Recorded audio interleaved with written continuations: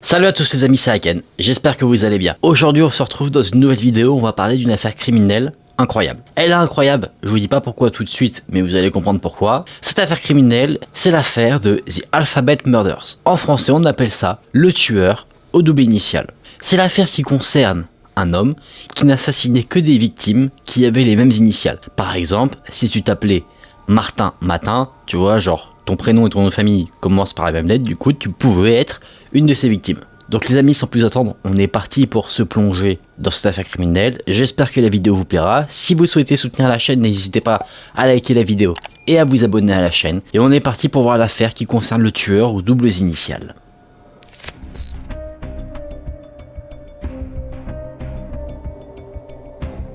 On ne sait pas grand chose en soi sur cette affaire. Les seules choses qu'on va savoir, ce sont qui sont des victimes et qui ont été les suspects vis-à-vis de cette affaire. Donc ce qu'on va faire, c'est qu'on va voir les histoires de chacune des victimes qui ont été assassinées par ordre chronologique, et après ça on verra qui ont été les suspects et finalement qui était le fameux tueur aux doubles initiales. Info supplémentaire, ce tueur ne tuait que des jeunes filles. Il faisait pas que les tuer, ça je vais y venir, mais en tout cas toutes ces victimes étaient des jeunes filles, et on va commencer tout de suite avec la première, Carmen Colomb.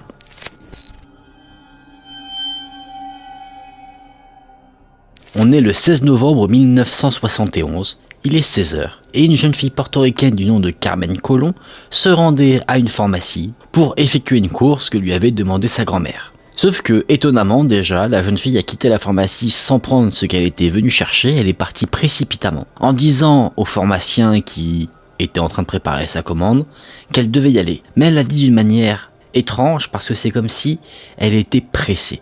Elle disait « je dois y aller, je dois y aller ». Après ça, des témoins ont vu la jeune fille rentrer dans une voiture qui était garée près de la pharmacie, et c'est la dernière fois qu'elle a été aperçue vivante. C'est 3 heures plus tard à 19h50 qu'elle a été portée officiellement disparue. Néanmoins, quand on a interrogé des personnes, il semblerait que plusieurs automobilistes aient vu cette jeune fille. Ils l'auraient vue courir, en train de fuir une voiture, et elle était là, à moitié nue. La jeune fille courait sur la route, elle agitait ses bras d'une manière frénétique et elle criait pour essayer de faire s'arrêter un automobiliste. Personne ne s'est arrêté pour venir en aide à cette jeune fille, et le conducteur de la voiture qu'elle fuyait est sorti de son véhicule et a ramené d'une manière assez agressive la jeune fille vers le véhicule qu'il possédait. On avance dans le temps, 2 jours plus tard. 2 adolescents qui se promenaient ont retrouvé le corps de la jeune fille dans un ravin. Son manteau se trouvait non loin de son corps, mais pas à côté. Son pantalon a été retrouvé ailleurs 15 jours plus tard, vers le lieu où la jeune fille avait été aperçue en train d'essayer d'arrêter des automobilistes.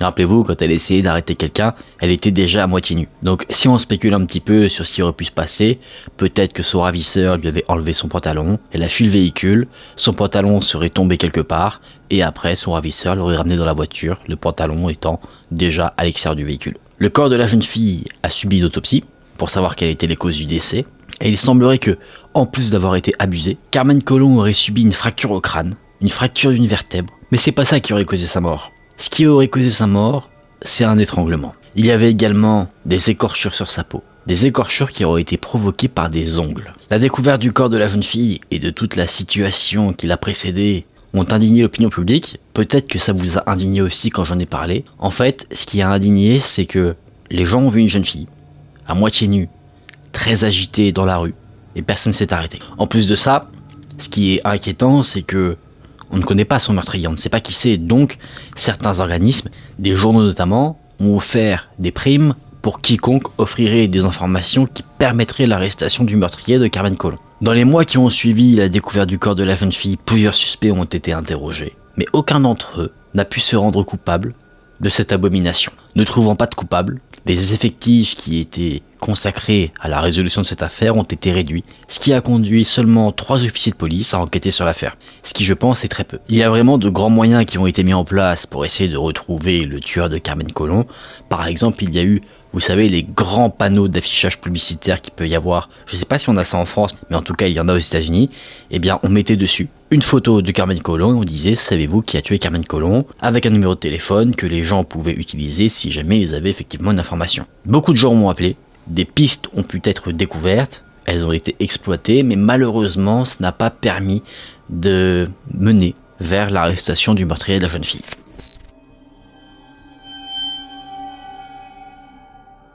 On avance dans le temps.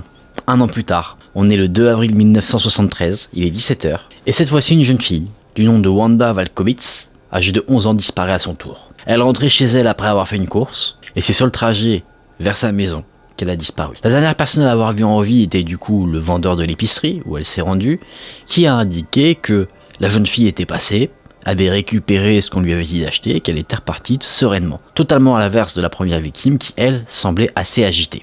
C'est quelques heures plus tard, aux alentours des 20h, que sa mère est allée voir la police pour signaler la disparition de sa fille.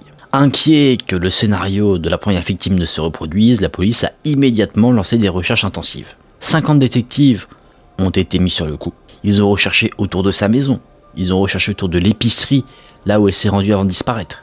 Ils ont recherché autour de rivières, des rivières où elle aimait bien jouer. Mais malheureusement, tous les moyens mis à disposition pour retrouver la jeune fille n'ont pas permis de retrouver la jeune Wanda. On a également interrogé des témoins oculaires qui auraient pu l'apercevoir, et effectivement elle a été aperçue. Ils ont vu la jeune fille, qui avait du mal à porter son petit sac de course, mais elle allait très bien. Il y a des jeunes garçons qui étaient habitués à jouer avec elle, qui disent également l'avoir vue, qui l'ont vue s'arrêter sur son trajet, s'arrêter pour poser le sac de course contre une clôture, pour essayer, vous savez, d'avoir une meilleure prise. Peut-être qu'il glissait, elle l'a posé pour le reprendre bien en main. Et alors qu'elle était en train de faire cette manipulation, une voiture marron l'aurait dépassée. Est-ce que cette voiture marron est inquiétante ou pas? Ça, les jeunes garçons ne savaient pas le dire. C'est le lendemain qu'on a retrouvé le corps de la jeune fille. C'est un policier à 10h15 qui l'a retrouvé. Cette fois-ci, le corps était totalement vêtu. Le corps avait été jeté au pied d'une colline, comme si la personne qui avait transporté le corps ici n'avait même pas pris la peine de sortir de son véhicule. Il était au haut de la colline sur une route, et il aurait jeté le corps comme ça, comme un vieux sac à patates. Comme pour la première victime, on a réalisé une autopsie de ce corps. Là aussi, des traces d'abus ont été détectées. Et cette fois-ci, elle ne serait pas morte par un étranglement à la main, comme la première victime.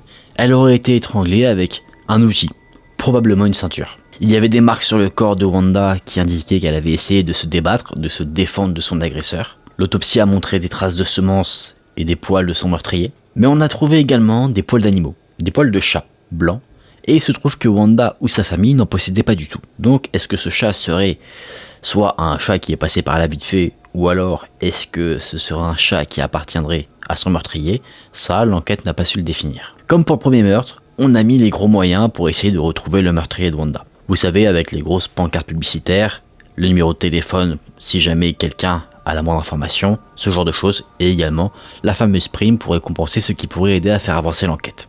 Tous ces moyens-là ont permis de récolter quelques informations. Un témoin a dit avoir vu Wanda arrêtée à côté d'un véhicule marron, en train de parler avec le conducteur. Un autre témoin a dit avoir vu un homme forcer une jeune fille rousse, ce qui correspondait à la description physique de Wanda, à rentrer dans son véhicule, un véhicule marron, entre 17h30 et 18h.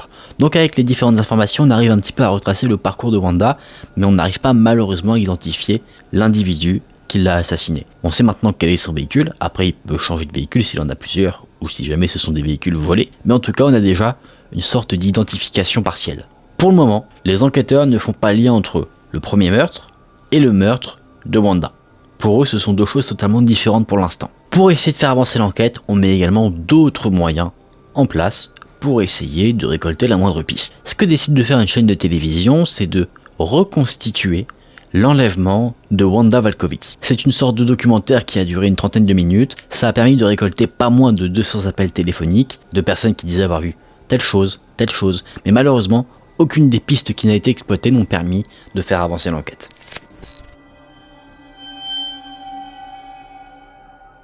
On avance une nouvelle fois dans le temps, de 7 mois. On est le soir du 26 novembre 1973, quand Michel Maenza, âgé de 11 ans, est déclaré disparu par sa mère. Ses camarades de classe ont dit qu'il l'avait vu quitter l'école à 15h20 pour se rendre dans un centre commercial pour aller récupérer un sac à main que sa mère avait oublié un peu plus tôt dans la journée. Apparemment, 10 minutes après la dernière observation de Michel Maenza, un témoin oculaire a dit voir la jeune fille côté passager d'un véhicule, un véhicule de couleur beige. Ce véhicule semblait rouler à vive allure et de ce que le témoin oculaire a dit, la jeune fille était en pleurs. Un autre témoin dit avoir vu ce même véhicule à 17h30 à l'arrêt, au bord de la route avec un pneu crevé. À côté de ce véhicule, il y avait un homme qui tenait fermement une jeune fille par le poignet. Après avoir vu des photos de la jeune fille, l'homme en est persuadé, cette jeune fille était bien Michel Maenza, et ce témoin s'était arrêté pour proposer son aide à l'homme, qu'il ne pensait pas dangereux naturellement à ce moment-là, et quand il a proposé son aide, l'homme a pris la jeune fille et il l'a mis derrière lui, et il s'est mis devant sa plaque d'immatriculation pour la masquer de l'automobiliste qui essaie de l'aider. Le kidnappeur regardait l'automobiliste avec un air très menaçant, ce qui a mis cet automobiliste, qui est le témoin oculaire, très mal à l'aise, ce qui fait qu'il a dit « Ok, je vous laisse, je m'en vais ». C'est 2 jours plus tard, le 28 novembre, que le corps de la jeune Michel Maenza a été retrouvé. Il était 10h30, le corps était totalement vêtu, il avait été retrouvé dans un fossé, et donc une nouvelle fois, le corps a été autopsié. Comme pour les 2 précédentes victimes, il y a eu un abus, mais il y a eu des blessures également différentes. Elle aurait été frappée avec un objet contondant, puis étranglée, non pas à main nue avec une ceinture, mais cette fois-ci avec ce qui semblerait être une corde. On a également retrouvé, comme pour la 2e victime, des poils blancs qui appartenaient à un chat, et on a retrouvé également des feuilles, ce qui semblait indiquer cette fois-ci que sa mise à mort avait été faite non loin du lieu où on l'a retrouvé. Pour les précédentes victimes, c'était pas le cas. On suppose que les précédentes victimes ont été assassinées puis déplacées. Là, la jeune Michel Maenza aurait été déplacée puis assassinée. Les enquêteurs ont essayé de relever des empreintes sur son cou, une empreinte de main. Ils ont également essayé d'analyser la semence retrouvée sur son corps, mais encore une fois, aucune correspondance ADN n'a été retrouvée avec ce qu'il y avait dans les bases de données de la police. Pendant l'autopsie, on a également regardé l'estomac de la jeune fille. On a retrouvé des traces d'hamburger et d'oignons, signe qu'elle avait mangé 1 heure avant de se faire assassiner. Et ça correspondait avec ce qu'avait dit un autre témoin oculaire, témoin qui dit avoir vu la jeune Michel Maenza dans un restaurant, en compagnie d'un homme. Et enfin, du coup, on a une description physique de ce à quoi ressemble l'individu qui l'a assassiné. Ce serait un homme entre 25 et 35 ans, mesurant aux environs d'1m83, et qui semble peser aux environs des 75 kg. Comme pour les 2 meurtres précédents, de grands moyens sont également mis en place pour mettre la main sur ce meurtrier, et vu que cette fois-ci, on a maintenant une description physique de son agresseur, un portrait robot a été fait et a été diffusé pour essayer de remettre la main sur lui. Cette fois-ci, on commence à faire le lien entre les 3 meurtres. Le mode opératoire est similaire, que ce soit pour le meurtre, que ce soit pour le kidnapping, c'est-à-dire qu'on voit toujours une fillette mal à l'aise en compagnie d'un homme dans une voiture, la voiture marron, beige, après ça dépend de comment on définit les couleurs, mais vous voyez une voiture qui a apparemment la même couleur, donc on se dit, il y a beaucoup de liens qui font qu'on peut penser que l'auteur de chaque meurtre est en fait le même. Et vous voyez par exemple le fait qu'on retrouve des poils blancs appartenant à un chat, on a retrouvé ça sur le 2e corps et le 3e corps, c'est un indice qui fait coïncider un peu les affaires. Donc tout ça, encore une fois, permet de recueillir bon nombre d'appels de personnes voulant aider à l'enquête. Et les enquêteurs, malheureusement, n'ont pas réussi, malgré tout ce qui a été mis en place, à identifier un réel suspect. Il y a 800 personnes au moins qui ont été interrogées, qui auraient pu être le coupable. Néanmoins, personne n'a été réellement inculpé par rapport à ça. On ne sait pas s'il y aurait un meurtrier ou plusieurs. Il y a une théorie que les enquêteurs n'ont pas mis à l'écart, c'est qu'en fait, chacune des victimes était issue d'une famille catholique, pauvre. Chacune des victimes avait été victime de problèmes à l'école, d'harcèlement, ou sinon ils avaient des mauvais résultats scolaires. Et que du coup, c'était peut-être quelqu'un qui se prenait pour, en quelque sorte, des services sociaux. Il se disait, je vais sortir ces petites filles de la galère en les tuant. Est-ce que ça se tient ou pas? De toute façon, un meurtre reste un meurtre. Que dans sa tête ce soit légitime ou pas légitime, un crime c'est un crime. Les enquêteurs ont analysé les similarités entre les victimes. Il y a quelque chose, notamment le nom de l'affaire, c'est-à-dire le tueur aux doubles initiales, qui est totalement infondé. Je vais vous expliquer pourquoi et vous allez dire c'est pas con. En fait, on pense plus que le tueur avait choisi ses victimes par leur taille, leur vulnérabilité à un moment T, c'est-à-dire que il n'a pas choisi, par exemple, telle victime parce qu'il l'a choisi, il a fait une traque ou quoi que ce soit. En fait, il a dû voir la jeune fille passer, il s'est dit c'est l'opportunité, elle est toute seule, et il l'a enlevée. Il y avait plein de petits trucs qui pouvaient faire que, pour le kidnappeur, le meurtrier, enlever telle personne à tel moment, c'était opportun. On pense pas qu'il ait tué les gens parce que elles avaient ces fameux doubles initiales. Vous savez, la première victime c'est CC, la deuxième c'est WW, la troisième c'est MM, parce que ça voudrait dire que le tueur devrait connaître ses victimes, et du coup, il aurait dû les traquer pendant un moment. Et les enquêteurs pensent que c'est trop improbable pour que ce soit le cas. Donc en fait, on a associé ce nom-là de tueur aux doubles initiales par rapport à cette coïncidence, que chacune de ses victimes avait les mêmes initiales, alors qu'en fait, c'était pas du tout son mode opératoire de choisir des gens qui avaient des doubles initiales. En tout cas, c'est ce que les enquêteurs pensent. Encore une fois, vu que le tueur ou les tueurs n'ont jamais été arrêtés, ça se trouve, ils connaissaient très bien le nom de ses victimes. Ça on sait pas. En plus de ça, il y a un autre doute qui subsiste. On a relié ces 3 affaires parce qu'elles se ressemblent. Néanmoins, on pense que La deuxième affaire et la troisième ont été réalisées par un seul et même homme, parce que le mode opératoire est vraiment similaire, et puis on a ce truc avec les poils blancs, enfin plein de détails qui coïncident énormément. Par contre, pour le premier meurtre, on n'en est pas aussi sûr. Parce que si vous remarquez bien, c'est la seule qui a été retrouvée un peu dévêtue, alors que les autres pas du tout. On n'a pas retrouvé non plus ces fameux poils blancs à côté. Donc on pense que, et encore une fois, ce sont des théories, ça se trouve c'est bien une seule et même personne, ou un seul et même groupe. On pense que potentiellement, la personne qui a tué Carmen Colin était une personne qu'elle connaissait, et une personne différente des deux autres meurtres. Mais encore une fois, vu qu'on n'a arrêté personne, on ne sait pas. On n'a pas la certitude, tu vois, ce sont que des spéculations. Des choses qui nous amènent à penser qu'il s'est passé ça, ça et pas ça. Malheureusement, et ça c'est frustrant, on ne sait pas. Ce qui me permet de faire une belle transition sur les suspects.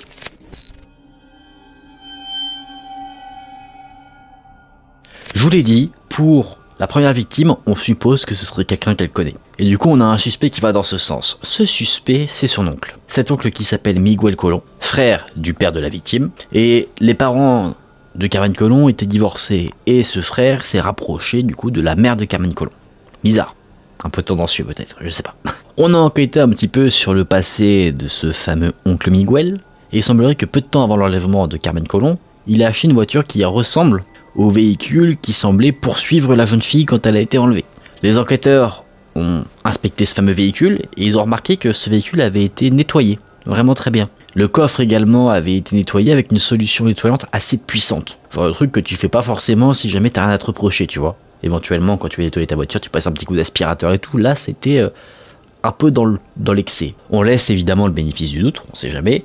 Du coup, on interroge la personne qui a vendu le véhicule à l'oncle Miguel. Et lui, il dit que le véhicule n'a pas été nettoyé de la sorte avant la vente. Donc ça veut dire que c'est forcément l'oncle Miguel qui l'a nettoyé. On a retrouvé dans la voiture une poupée appartement à Carmen Colon. Et l'oncle Miguel ainsi que les proches disent que bon, c'était pas inhabituel que Carmen Colon voyage avec son oncle dans sa voiture, donc c'est possible qu'elle ait laissé ça. Effectivement. C'est ça qui est tricky dans les trucs avec la famille, c'est que tu sais pas si c'est un indice qui mène vers quelque chose de sérieux ou si c'est juste un truc habituel, et du coup faut pas le prendre en compte. Et vu que là, la victime, c'est un membre de la famille, et que le suspect c'est un membre de la famille, ça met un peu des bâtons dans les roues, ce genre de choses. C'est pas comme si tu retrouvais la poupée dans le véhicule de quelqu'un qui est pas censé du tout connaître la jeune fille, tu vois. Mais, un des amis de l'oncle Miguel a dit à la police qu'il avait eu une conversation avec cet homme, et que cet homme lui avait dit qu'il devait quitter le pays, parce qu'il avait fait quelque chose de mal. Quelque chose de mal dans l'état de New York, la ville où se passe la majorité des crimes, c'est Rochester. Du coup, il dit j'ai fait quelque chose de mal à Rochester, je dois quitter le pays. Et 4 jours après le meurtre du coup de Carmen Colon, l'oncle Miguel a déménagé à Porto Rico. Et là, on avance encore vers quelque chose de suspicieux. Les autorités se déplacent vers le nouveau domicile de l'oncle Miguel, sauf que les journaux, ils alimentaient leur presse en parlant de cette affaire. Et ils disaient que la police allait aller interroger l'oncle Miguel. L'oncle Miguel a lu ces informations, pas fou, et du coup il a pris la fuite. Il a pris la fuite, mais se sentant trop coupable, il a décidé de se rendre aux autorités à un moment donné. Là, il a été interrogé, enfin. Il n'a pas été capable de fournir un alibi crédible aux autorités concernant ce qui s'est passé par rapport à sa nièce Carmen Colon. Il a personne pour dire ouais il était avec moi, il pouvait pas avoir fait le kidnapping ou quoi. Donc on va dire les suspicions vis-à-vis de lui augmentent. Néanmoins, malgré ce manque d'alibi, l'aveu de son ami, il n'y a pas de preuve directe qui le relie directement à la disparition de sa nièce. Donc malheureusement, on ne peut pas l'incriminer pour ça. Et on pourra probablement jamais le faire, même c'est sûr qu'on pourra jamais le faire parce que des années plus tard, il est décédé. L'oncle Miguel est décédé suite à une altercation avec sa femme lors d'un accident domestique où il a tiré avec une arme à feu sur sa femme et son fils et il s'est blessé mortellement. Donc il s'est donné la mort lui-même. Dites-moi en commentaire, vous, selon vous, si cet oncle Miguel est responsable du coup de ce premier meurtre. Je pense que oui. Personnellement, je pense que oui. Parce que même si en soi, juridiquement, il faut plus de preuves, sur le papier, on a quand même pas mal de choses qui semblent aller dans ce sens-là, quoi. Après, maintenant, vu qu'il est décédé, le mieux ça aurait été qu'on ait des aveux de sa part, mais là, c'est foutu.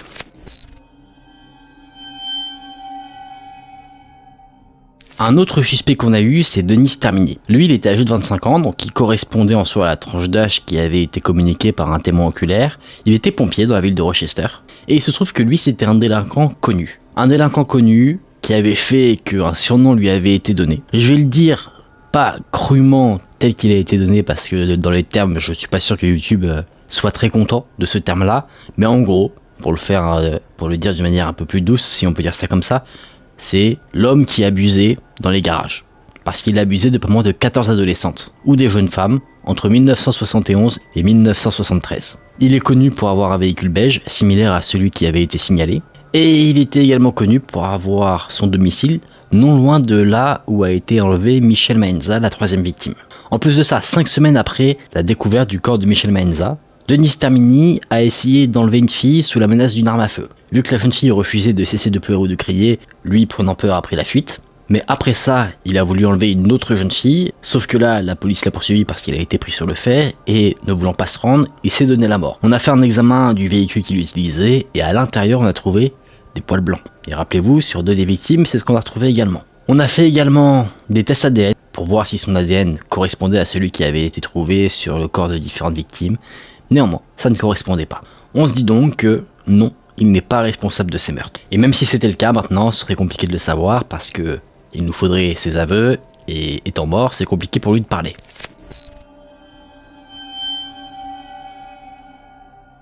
Un autre suspect, Kenneth Bianchi, qui était un tueur en série, qui prospérait notamment au moment des 3 meurtres des jeunes filles, était un homme qui travaillait en tant que vendeur de glace à Rochester. Il a établi son petit camion de glace non loin de là où les victimes ont été retrouvées. En janvier 1976, il a déménagé à Los Angeles, et là, lui et son cousin ont commis des meurtres.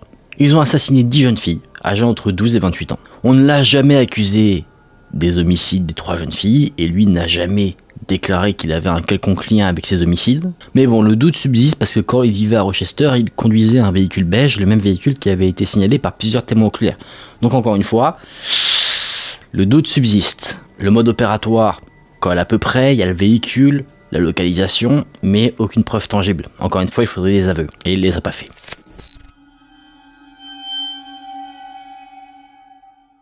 On a maintenant un homme du nom de Joseph Naso. C'est en avril 2011, alors qu'il était âgé de 77 ans, qu'il a été arrêté. Il a été arrêté en Californie parce qu'il avait assassiné 4 femmes. Ces femmes étaient des prostituées. Et en fait, ce qui semble lier cet homme aux 3 meurtres qui ont eu lieu des années plus tôt, c'est que toutes ces prostituées avaient la même particularité au niveau de leur nom. La première lettre de leur prénom commençait par la même première lettre que leur nom de famille. On sait qu'au début des années 70, Joseph Naso a vécu à New York, précisément à Rochester, et il faisait pas mal de voyages entre cette ville et la Californie. Naturellement, on a testé son ADN par rapport aux ADN retrouvés sur les victimes, mais encore une fois, pas de correspondance.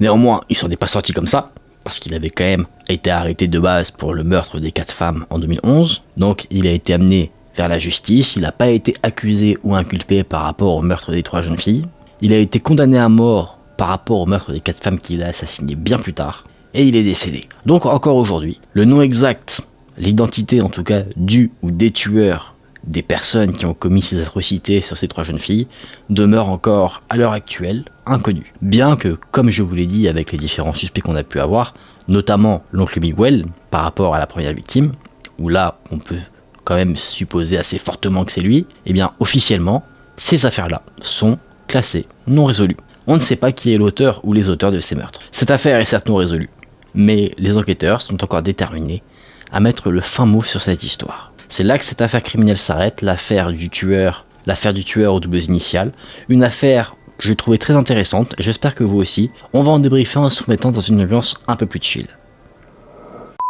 Sacrée histoire, hein. Et frustrant d'ailleurs de ne pas connaître du coup qui est ou qui sont les responsables.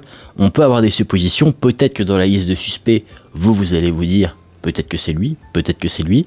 Moi je me dirais, avis personnel, que le premier meurtre serait l'oncle Miguel, ça je reste là-dessus.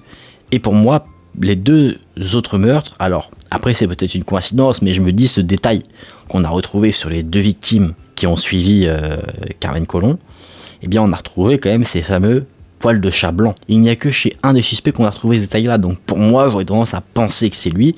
Après, bien sûr, il faut d'autres preuves, t'accuses pas quelqu'un comme ça de meurtre parce qu'il a des poils de chat blanc. Mais voilà, vu que c'est le seul détail qu'on a retrouvé et qu'on n'a pas retrouvé chez les autres, c'est ma petite participation à l'enquête, on va dire. En plus de ça, moi, mes 2 suspects, on va dire privilégiés, sont des personnes qui sont maintenant décédées, qui se sont donné la mort, donc maintenant on n'a plus aucune chance d'avoir des aveux. Donc bon, on va dire que ça tombe bien pour eux, quoi. En tout cas les amis, n'hésitez pas à me dire ce que vous avez pensé de cette affaire. Dites-moi selon vous qui est le suspect, le ou les suspects que vous pensez être coupable de ces abominations. C'est une affaire horrible, de toute manière, dès qu'on touche aux enfants. En plus de ça, quand tu vois comment ça s'est passé, ils se sont pas juste fait assassiner, il y a eu vraiment une torture aussi avant leur meurtre, ça c'est horrible. Mais bon, en tout cas, j'espère qu'on mettra un jour le fin mot sur cette affaire. Les amis, j'espère que cette vidéo vous a intéressé, qu'elle vous a plu. Si c'est le cas, n'hésitez pas à liker la vidéo et à vous abonner à la chaîne. On se dit à très vite pour une prochaine vidéo. Prenez soin de vous, c'était Aken. Salut!